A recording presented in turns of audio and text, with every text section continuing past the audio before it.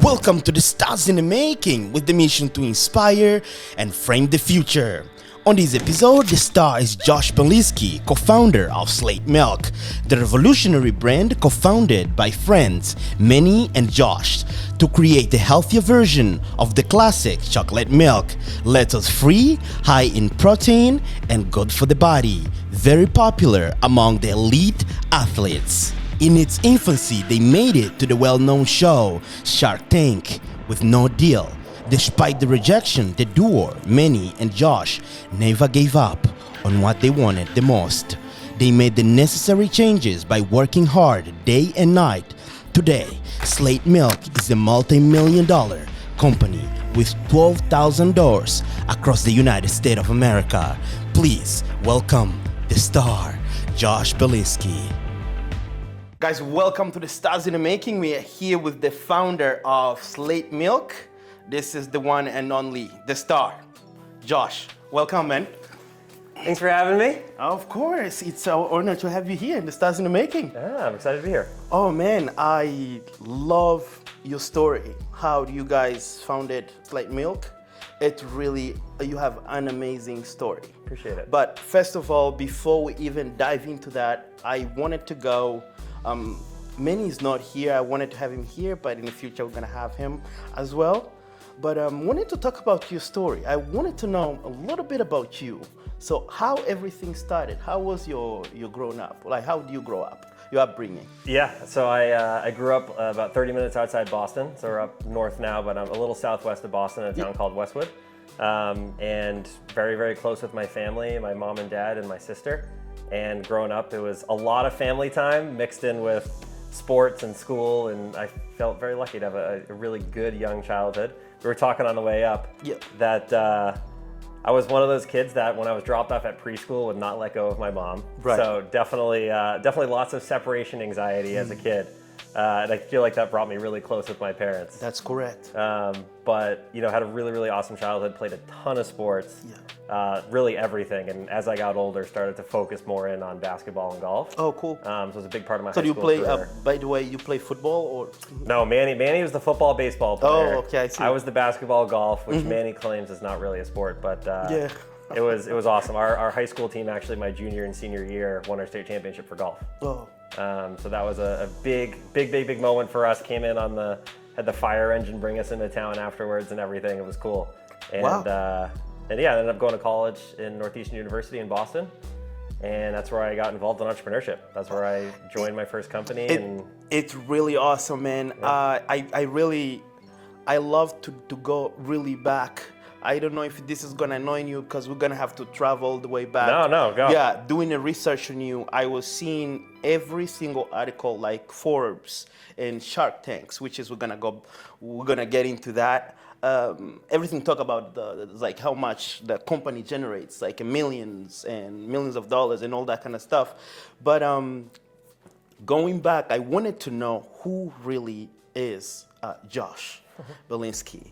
So I saw in one of this speech, you talking about growing up with anxiety. When you were 4 years old, you couldn't let go your mom while going to preschool and stuff like that. Going deep a little bit, because I know why I'm asking that, because many people, I think, they suffer the same thing. They go through anxiety as well. Sometimes they don't know their own issues.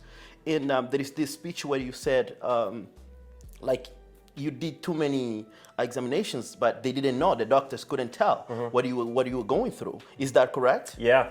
So I think more and more now, I think mental health is just becoming much more of a big focus in the media and sports. You see a lot of athletes coming out about it. And I think that it's still kind of hard to talk about, even for me, that I feel pretty open about it with friends and family. And as you alluded to in a speech that I gave in front of a big group of folks at a scholarship that's right. that I was lucky enough to be a part of. But yeah, like growing up. That was an awesome speech, by the way. Yeah, thank you. That stand out. I think we're gonna have to make sure to highlight that a little bit on this clip. I appreciate it. Yeah. It was definitely nerve-wracking, but yeah, no, I mean, like we can kind of laugh about it now, but when I was younger, like even in preschool, our class photo, they had to take it of just the class, and they had to take a separate photo of me that they cut out and inserted it into. Because you had to stay with your mom. Because I was with my mom the whole time. I would not leave her. Wow. And that was kind of like I think the very, very beginning of some of my anxieties around control and things like that. And so as I got older, it kind of ebbed and flowed and kind of showed itself in different ways. But really in high school, it started to come out in my stomach, my GI. And my anxiety really latched itself onto really just like not feeling well, and then therefore not feeling as hungry and things like that. And somebody that was playing a ton of sports, I just wasn't eating that much. So if you look at photos in high school, I was like 50 pounds lighter than I am right now. I was like 6 feet tall and 160 pounds. Wow. And I was athletically built. It wasn't, I wasn't super thin growing up, so it was definitely a weird adjustment. Wow. And they really couldn't figure it out. They thought it was GI related. I went to every stomach doctor, every doctor you can think of, and I was the kid at school that I was playing sports after school, but during school I was eating saltine crackers and drinking ginger ale for lunch. Wow. And all of the kids I went to high school with, I'm sure, remember it, at least my friends. And but the real key for me was just to keep focused on the things that I love to do, which was hanging out with my friends and playing sports, and try not to let it limit me in that. That's awesome. And it was my senior year of high school that I went to a GI, a new one, and he's like, 80% of your serotonin, which is the neurotransmitter in your brain that affects anxiety and mood, is built in or created in your GI system. So that's why when you have the fight or flight of you trying to run away from something where your adrenaline's pumping, you got butterflies in your stomach because it's built there. And there is something that I don't want to cut you off. There is something that you're saying that I found out. There is a place where you felt not school, not any other place, but when you were going to a golf club, that's where you felt home. Yeah, definitely. And how was that? When do you found out about all that? Yeah. No, I mean, look, as soon as the doctor told me like it's related to basically anxiety and started talking about that, and that's what changed everything. And before that, it was finding ways to try to relieve stress, to do things that you're not necessarily focused on in the world of, the world's a busy and crazy place. And one of those places was golf. Golf was a peaceful place that you had to be so focused on every shot that it became a big part of my life, something that I could really pour myself into, that kind of took me away from the issues that I was facing in school and things like that. Wow.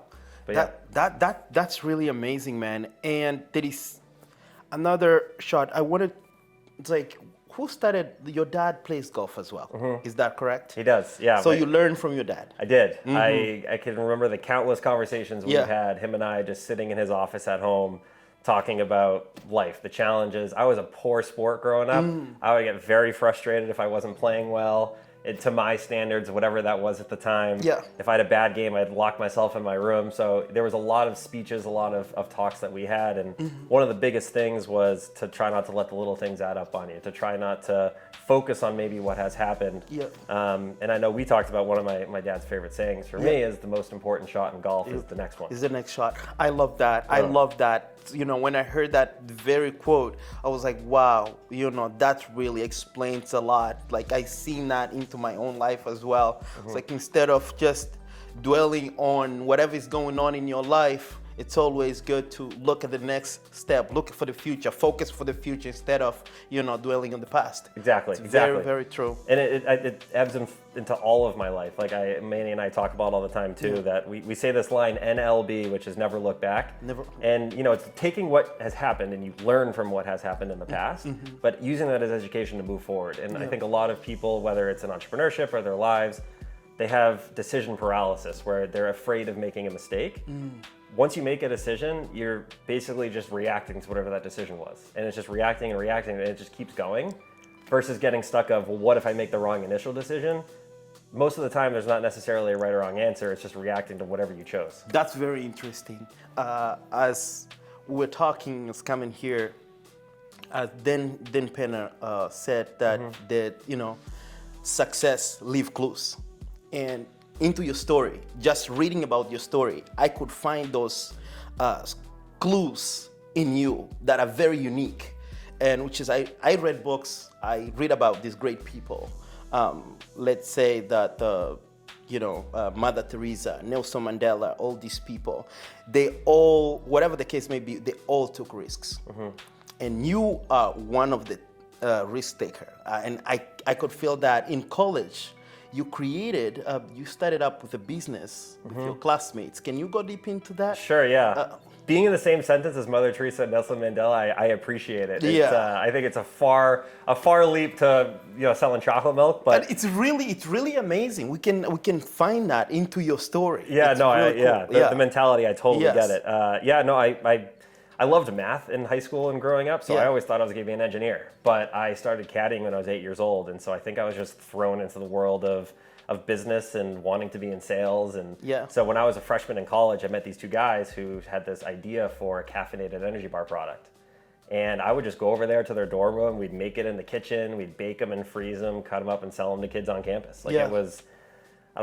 we were just figuring it out, flying by the seat of our pants. Is this how you start a business? And learning a ton, mostly by screwing things up. So in college, you did sales. Yes, it was sales, and then that was my first look into a little bit outside of sales. There was a little bit of operations, there was a little bit of finance. It was just understanding how a startup really works. Okay. But as three of us running around, we had no idea what we were doing.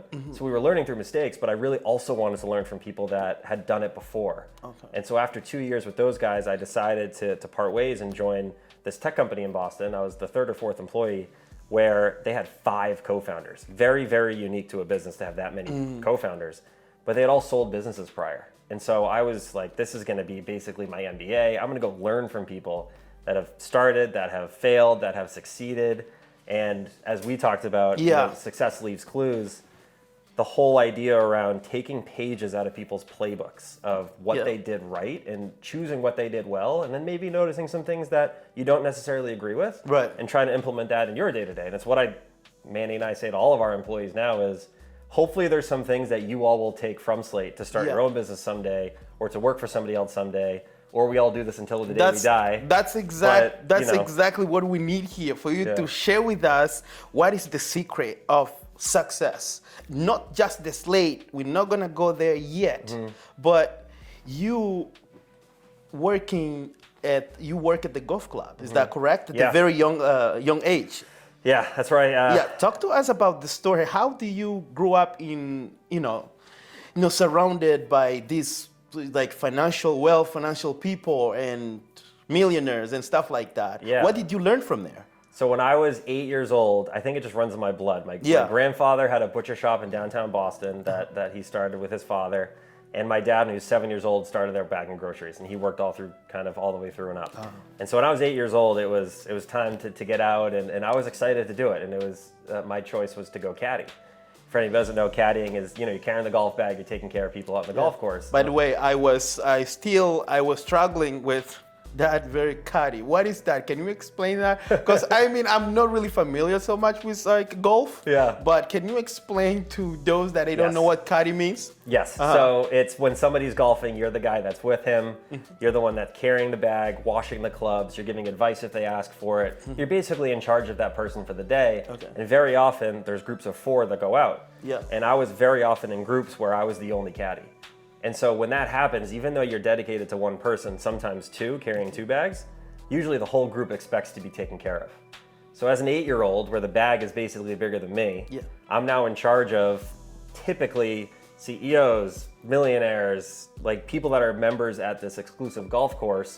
And they're not all like that, right? There's everyday people too that you're learning from. There's all walks of life, but you're just exposed at such a young age to having to have conversations and take crap from people that are experienced and successful. But what I found so interesting is through my 12 years of doing that, the people that stood out the most were the ones that treated me and all the other caddies and staff at the golf course with a ton of respect.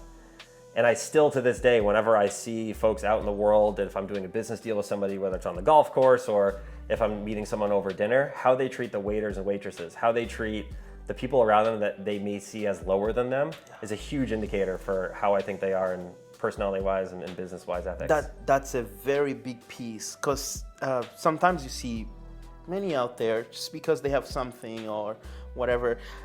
You don't see that much on these top-notch, in the next level, millionaire, billionaires having that kind of approach people like that. This is a mostly the ones that are studying. You know, they think that they have everything and they look down to others. And I think that's really very important. I always try to look into that. I mean, just look into yourself. The response that I got for you getting here, it's amazing. And like just how simple you can explain things, it's unbelievable. And where you are, because, oh man, you are a big deal.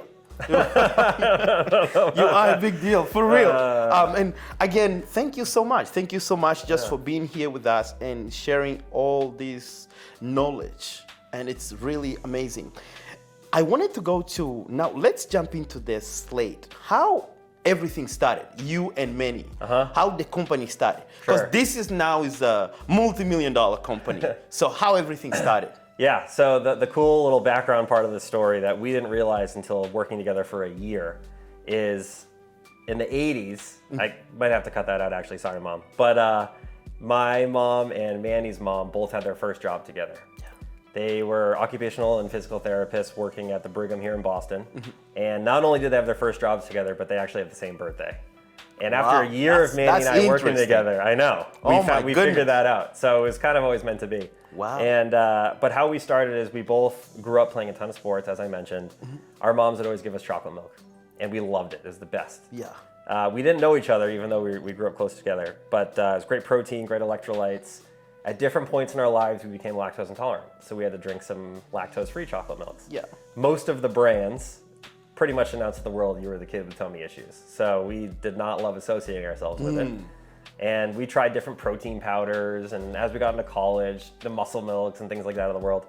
But Manny and I met before diving into like the actual story.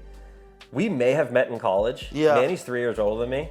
So we had a bunch of mutual friends. But how old were you when you guys met? Do you have some kind of clue? Like remember a little bit? 20, I was probably 20. Okay. 20 or 21. Oh, wow. And Manny was like 23, 24. Oh.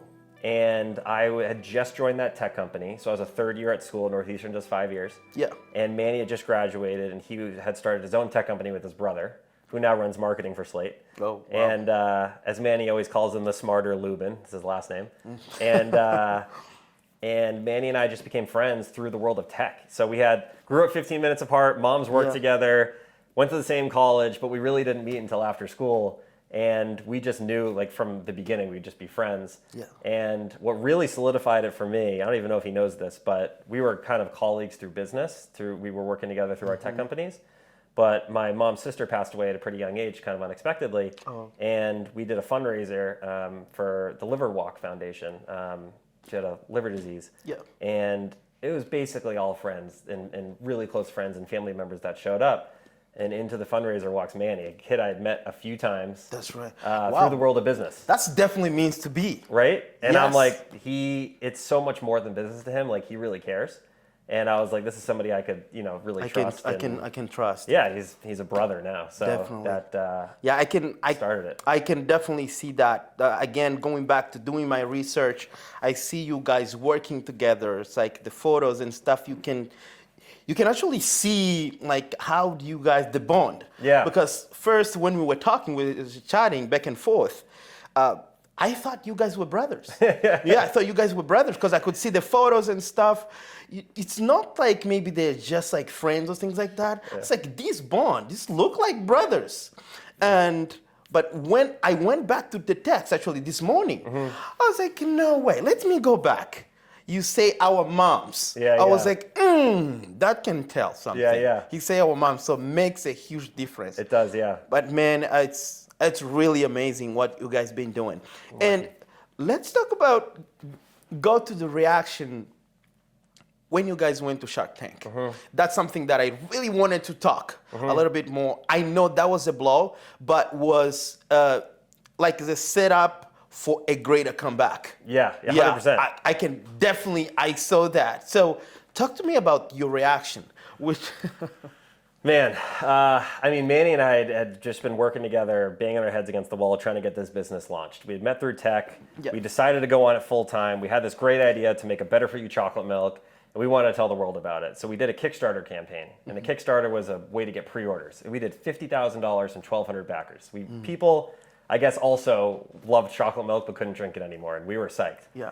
And we got a call from the casting producer from the show to invite us on. And we're like, we have no final product. We have no sales, nothing.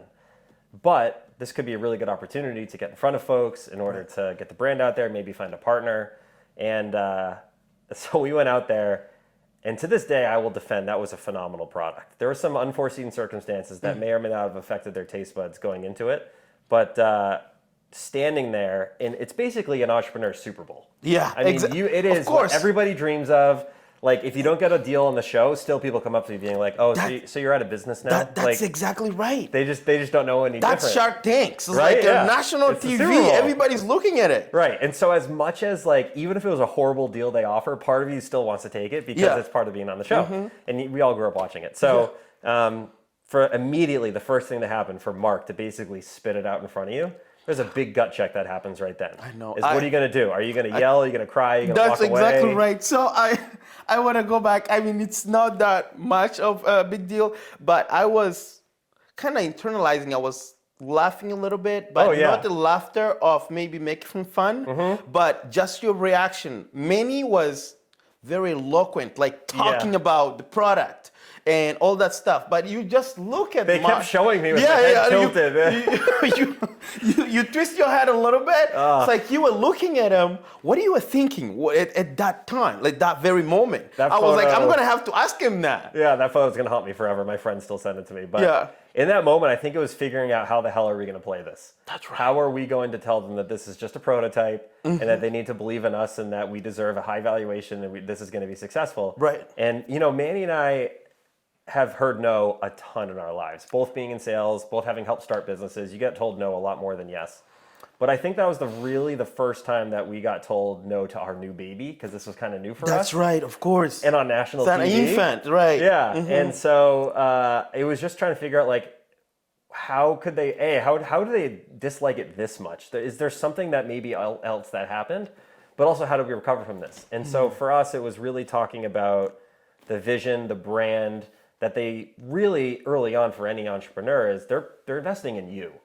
Facebook started off as like a dating app. That's true. And there's so many countless other things that I could talk about that started as one thing and went another way. And even Slate, like, we wanted to make better for you chocolate milk. And now we sell products that are high protein and better for you. And they're better for the body and the planet. Like, things evolve. That's right. And so that's what we kind of pivoted to trying to make it, lean towards. So we say the Shark Tank experience was phenomenal for the brand. That's right. It was brutal on our egos, but I think that it was overall really, really successful for the business. Yeah, just for you to close this part, I wanted to see the power. I really believe on the power of no. Very few people actually understand the power of no. And it's just understanding how to bounce with it, because sometimes it's really hard to cope with the no. Yeah. Like when they tell you somebody, it doesn't matter in life and everywhere, business, whatever the case may be, relationship, when they tell you no right away, that's like a blow. So how do you cope with the no?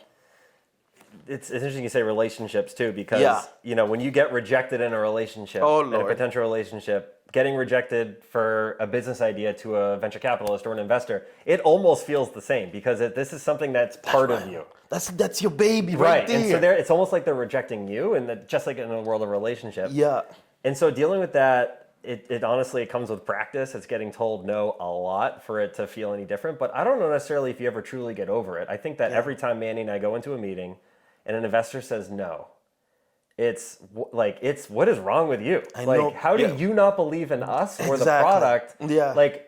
And so I think the key for that is to really not internalize it and let it be you.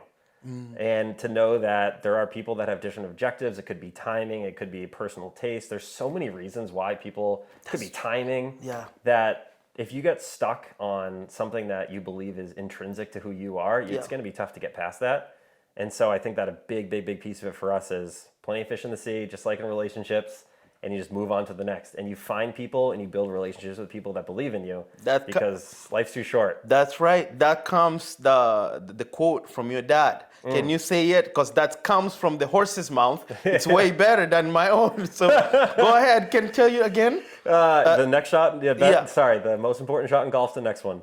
The next important shot is the most important shot in golf is the next one. That's comes to that. That's really, really amazing. Yeah, for me, I think my personal life too, I'm still learning about coming over rejections. Doesn't matter. It's like a business venture or whatever, something you believe in. Like you give the product or the idea to someone and it really just blown you away. Like, no, I don't believe in that. It's really hard. But one thing that I always take is not taking things so personal. Now I no longer take things personal. And I always talk to Shams. We deal a lot with all these things. When something doesn't go the way, like maybe I want it, and it's just like, as Shams always say, just move on. Let's move on. Let's move on. And I was like, that's a very important piece for anybody to know in life and in business. Just don't take things personal. So just means that that's not meant to be. Yeah. And another thing that you reminded me of too is to have your, every major company has a board. And Manny and I talk a lot about having a personal board of advisors, we call it almost, where whether it's business related or not, there's people you can call for different situations. Because sometimes being told no sucks, and sometimes you do start to think, is it me? Even as much as you want to move on past it. And so being able to call my mom or my dad about something that's related to family or something that's just like ethics-wise going on at work that I think they'd have a good read on. Or it's calling one of our investors that they previously founded businesses that were in the world of food and beverage, and a buyer at a grocery store is giving us a really hard time, being like, hey, is this something you went through? How'd you handle it? And so having that, as many people as you can around you. Some of the people we're closest with was a cold outreach on LinkedIn or Instagram. But I was like, hey, I think what you did is super impressive. I'm trying to learn, would love to chat with you. And now some of those folks are close friends of ours that we lean on all the time. Wow, that's really amazing. And the power, you reminded me about something else. This is the power of teamwork. And I believe you have so much experience in this arena. You are an entrepreneur and you've been doing this for a very long time, and CEOs, millionaire, billionaire, whatever the case may be, you deal with that all the time. You have more experience on this. And so how can you explain the power of teamwork? Because sometimes I would say for myself, I know how to do other things, but I know Shams is way better on making videos. He can kill anything. I can spend, the thing that I can spend maybe like an hour, he can literally do it in few seconds. He's done. So I feel like sometimes having someone who does something that you don't know and having an idea and coming together, I think that's really the power of teamwork. Definitely. And you talk to me about something about that, like how you started the Slate Milk company, and there is things that you didn't understand, but many did. Right. So talk to us about Still that. to this day, That's very important. Yeah. Still to this day, there's things that I'm like, Manny, you need to do this. I have no idea what I'm doing. I mean, if I was in charge of the branding of this, it'd be like a plastic bottle, words written backwards, like. Marketing and branding wise is not my forte. So when Manny and I met and started talking about, you could just tell in our conversations that we just thought about things very differently. Manny was much more vision, future, innovation, marketing, brand. He was very good with the day-to-day in terms of building a brand. Him and his brother, just basically the two of them, had some of the top rated searches on Google for the category they were in. And they were just two guys writing blogs basically. So I knew that he had a big talent in that side. And he always jokes, he's like, but if you give him an Excel spreadsheet, he might hurt himself. And on the other side, I was very day-to-day operations, sales driven, just pushing things forward an inch at a time. So for us, in sales, you can kill. You don't play around. Right, exactly. Right. Yeah, but if there's not that goal that we're always pushing towards, I think Manny's brought a lot of that out of me. I think that he's really pushed me in that way, and I've really learned from him in that way. And he always jokes that he's the most stubborn person he knows, and that it's hard to get him to do anything that he doesn't want to do. But he's starting to get a little dangerous in Excel, and I think that he's also been able to be pushed that way too. But this business is nowhere if we don't have each other. I mean, there's no way I would have even tried to start it. I give a ton of credit to solo founders. And then outside of Manny, our entire team. I mean, our first hire, Anna, who's amazing, started off doing customer service. Then she went out in the field doing demos. And now she's running our entire influencer strategy nationally with all of our partners. That's really amazing. Brought in people on the sales side that had run $100 million businesses in kind of salty snacks. And like, it's all about getting people around you that are smarter than you, that have more experience than you. And we're there to guide the ship. Manny and I, we can run through brick walls, but we need people around us that have done it before. We need a team. Yeah. Exactly. Wow. That's amazing. And what is the point? One thing I always wanted to ask, what is the point that you thought maybe you're not going to make it, like Slate Milk is not going to make it? Like, forget about like not the Shark Tank, we know that, but something else like is off the cameras and stuff that was like, okay, I think we're gonna pack and move on from the next notch. I think anytime I ever felt like that, Manny didn't, and anytime Manny ever felt like that, I didn't, and there was never a time where we were like, this is it. I truthfully think that we've always been so hard-headed in the mindset that there's no way this thing fails, because we're just not going to let it. That's right. And I love that. And if it does, it does. But like, not having the fear of it failing, I think has really helped us in a lot of ways, because I think knowing what I know now about how hard it's been, I don't, like, people say this all the time, but like, I think going back and having to start from scratch again, it would be hard to like think about how much I would have to go through to get to here again. Because when you're just naive, you just don't know any better, and you just do things that other people are like, wow, I can't believe that actually worked. That's very powerful. Yeah. Not having the fear of failing. It's huge. It's why I think it's how we've gotten here and what we continue to do. And like I said, it's the not looking back. Right. It's just not That's getting pretty paralyzed. much like the way I see it, not having plan B. Yeah. Going with A, this is going to go sink or swim, we're going to get it done. Which sometimes scares the shit out of me. I know. And like some of our investors sometimes like, you don't have plan B, and it's like well, no. What is the... Yeah. When you're a little bit bigger, like I think we're getting a little bit to the point now where we're starting to have plan B and C just in case. Yeah. But early on you can't. And there was definitely long days where it took us 1.5 years to convince any manufacturer to work with us to run a single can. And it's really hard. Everything from the very beginning. I'm telling you, it's really scary. It's scary. For me, I would say, even though I grew up in seminary, right? I think you know a little bit about my story. We spoke about it. It's just like you talk in front of people and all that stuff. But it's been a little while, that I haven't been like so much, not like on cameras or things like that. I talk about this every time, but it's just like to get over the fear of starting something. I remember starting this podcast, like someone who always pushes me was Shams.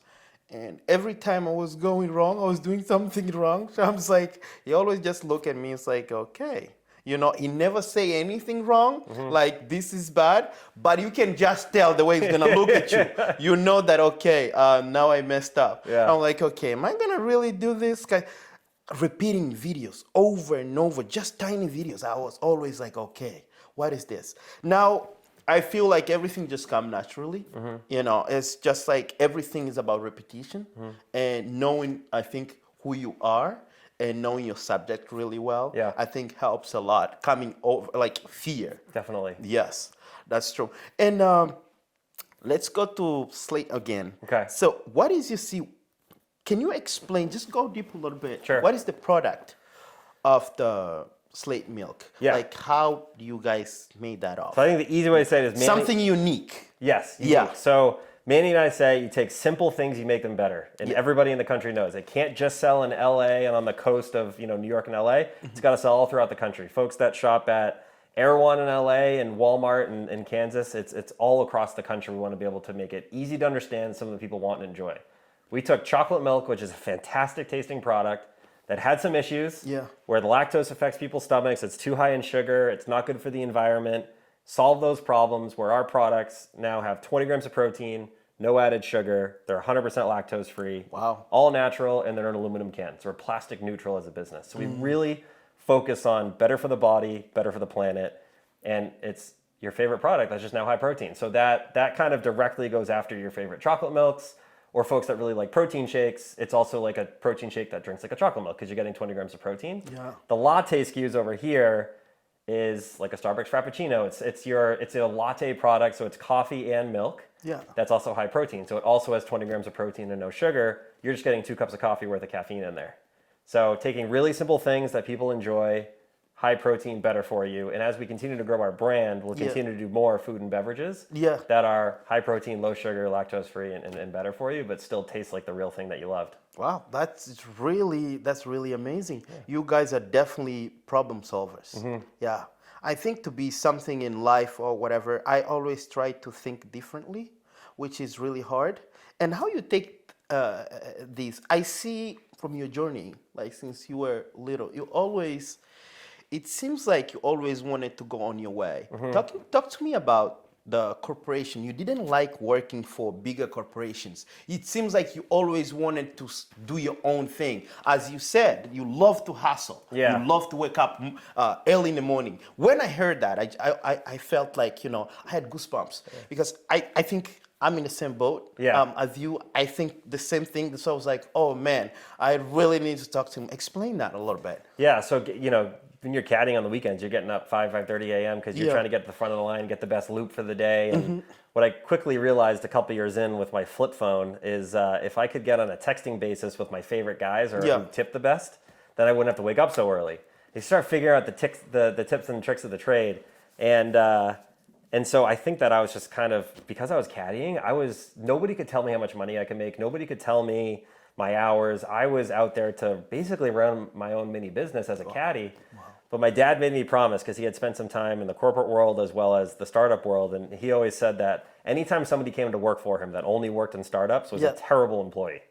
And he said, you have to promise me you work in 2 corporate jobs. Right. Understand what it means to be a good employee. Otherwise, how are you going to be a good boss teaching people how to be good employees if you don't know? Because you have no idea. Exactly. So I think it was very, very wise. I'm really grateful for the time that I spent. I spent a couple of years in the corporate world in insurance and in banking. Yeah. But I learned pretty quickly that I just did not like the red tape that came with it. Yeah. And I loved being a part of a startup. Whether I was running it or not, I worked for a couple of startups as well. I just loved the idea that everything I did had a big impact. Wow. And that I had control over what was happening in the future. And for a while, I was okay with being a part of another startup. And then it became very clear to me that I wanted something that was mine. Yeah. And Manny and I, knew it had to be something we were passionate about. And we were really passionate about health and fitness. That's right. And this was a great way to get into that because we were combining health and fitness with chocolate milk, one of our favorite drinks. That's right. To really dive into it. That's really cool. Yeah. And something that I don't want to forget, you highlight so much about your dad. You talk so much about your dad, and I love it. And especially this is for those that they don't have a father figure, just to know. And nowadays, it's really, you don't hear so much people highlighting like the role of a father, in the family tree. So, and you highlight so much about your dad. Both your parents, and especially your dad. Talk to me about your dad. My parents are awesome. They're super, super, super lucky. Yeah. They support me in everything I do. Yes. I think I scared him when I told him I wanted to go from the world of real estate technology, where tons of money typically is, to start a milk company. He was pretty terrified. But I knew within 2 seconds he was going to flip to being immediately supportive. And I think what's unique about him too is he challenges me on everything that I do. Yeah. And he makes me question everything I do, but he also will support me 100%. And it's coming from both of my parents. I know that, and I'm very, very privileged that I know that if I fail, I have a net to fall back on. When starting Slate, I was fresh out of college, still own a ton of loans. And I just went to go out and start my own business, but I knew that they would always take me back home, and I'm sure they would love it. And even when COVID first hit, I did live with them for a few months, and they were awesome. And so I think that from my dad specifically, the way he views the world, the way that he treats other people, the way he treats employees, when I think about what motivates people, he's such a student of the game in that side of the world that, I love learning from him, but also I just have so much fun. Like, we go golfing all the time. He's one of my best friends, which has been super lucky for. And on the flip side too, like I've also had a really special relationship with my mom, where she's been with me through every doctor's appointment, every issue I've ever had. She's the one who signed me up for therapy originally when I was younger, And I think that was a little bit hard for my dad to kind of get his mind around too, is the whole world of mental health, the opposite side of what I was dealing with. Yeah, we were talking about that. Can you highlight a little bit more about the mental health? Sure. I think that just being a man and in world of masculinity, I think it's a little bit harder to admit that if you have that you have feelings and that things are scary and that I hate elevators and I just deliberately avoid elevators, which I think is like a hard thing to admit sometimes. And you're a man and tough. And I think that while my dad's been incredibly supportive, I just think that it was just a little bit harder to come to, where my mom's just super nurturing and is willing to do whatever it takes to take care of me. And so there will always be that special relationship with my mom where, my first call whenever I feel sick, if I'm like dying and need to go to the hospital and don't feel good, or, I've been sick for like 3 days and I'm like, this will not go away. Calling my mom and just checking in and just catching up with her is like always makes me feel better. And I'll always have that relationship with her. And not to discredit either, she's pretty badass and had her own private practice for 18 years. So the entrepreneurship kind of runs in the blood. She That's running the blood. And she I didn't know that. Yeah, she had occupational therapy practice, and she treats musicians and athletes all over Boston, and so she's definitely a badass too. Shams, get ready. Get ready. That's really awesome. I love that. I'm gonna have to meet her then. Yeah. So there is one story that you remember from your dad. You were talking about your dad, this specific story that you said when you were going to high school, they were, facing some crisis in the family. And the only thing that they told you is to do whatever you have to do to finish high school. And I think that's something that really touched me deep down. Can you give us like a little example about what you were saying in that very speech? Yeah. I thought that's very deep. Yeah, and I totally acknowledge the fact that we're super, super lucky growing up, and we've always been super secure in everything. But what was unique is in the '08 crisis, my dad lost his job, and what was really important to him is I had no idea. Like I kind of knew he might have lost his job, but like he was still working on other things on the side, but our lifestyle. He never shared with you guys. No, and our lifestyle didn't change at all. Like there's never an issue with worrying about there was never an issue of worrying about food or anything like that. But just he was willing to sacrifice whatever he could. He picked up probably 3 different jobs at the time. Yeah. He was willing to pull on credit cards, pull on his life insurance, whatever it was, just to make sure that nobody else knew really what was going on, and that to my sister and I, ready to embark into college in the next couple of years, that we wouldn't have to worry about it. It was go to whatever school you want to go to. It doesn't matter how much financial aid you get. We're always going to find a way to pay it off, which we all still are. Yeah. But it gave us the opportunity to, my sister go to Boston College, and now she actually has her own private practice in therapy. So she's a mental health counselor. That's amazing. And allowed me to go to Northeastern, where I got into the world of entrepreneurship, and our lives wouldn't be the same without it. So him and my mother both making the sacrifice to make sure that we never had to think about it. Yeah. I don't think I ever really understood how much of a privilege that was until I really got to be older. Wow. That's really amazing, man. Yeah. Thank you so much for sharing this amazing story, and especially listening from the horse's mouth right here. The great, it's really, really amazing. It's refreshing to hear that. Yeah. And there is one thing that you wanted to share, any idea, like for someone who is maybe struggling out there, maybe has a startups, it's just like everything is going bad, and in life they have no hope. What is that few words that you wanted to share? I think my best piece of advice that I can give in the moment is just to start somewhere, to make that first choice, challenge yourself to make that one decision. Whether it's picking up the phone and calling someone, it's Googling something. People underestimate the power of one phone call or just Googling. I told you, we found out about ultrafiltration, which is how we make our product high protein and low sugar, because we just Googled enough, found a guy on LinkedIn that had his home phone and his LinkedIn profile, and it said milk expert, and we called them being like, how do you take the sugar out of milk? And literally the genesis of the base of our formula was from that one random phone call to that guy who probably has no idea who we are. Wow. And so just starting somewhere and just making that one choice, that one decision, that one phone call, do they know? Steps will add up. Sorry, is the guy know nowadays who I don't you guys know. are? Honestly, I don't know if he does. Oh my And I gotta, goodness. we He has keep no talking idea. about, we gotta figure out a way to get back in touch with him. Wow, that's amazing. He started, the dominoes that eventually fell afterwards. Wow. But that's what I would say is it's that one small step you can take. You don't realize how much more can come after that. Wow. Thank you so much, man. Thanks for having me. Thank you so much for being here. I think you share enough, and we're gonna be able to listen to this over and over. Just try to take the wisdom out of this very interview. We really appreciate you, man. This is great. And for now, I actually wanted to gonna finish with one of that. Cracking it open? Yeah, we're gonna crack it now. A little shake? Yep, that's Josh right here, the co-founder. And let's go for it. Let's go. Yes. A little crack. Yeah. Woo. Cheers. Awesome. Cheers. Let's get it. Wow. That's really good. Good. Awesome. You get French vanilla? Oh yeah. That's the newest flavor. That's quickly become like one of the best sellers.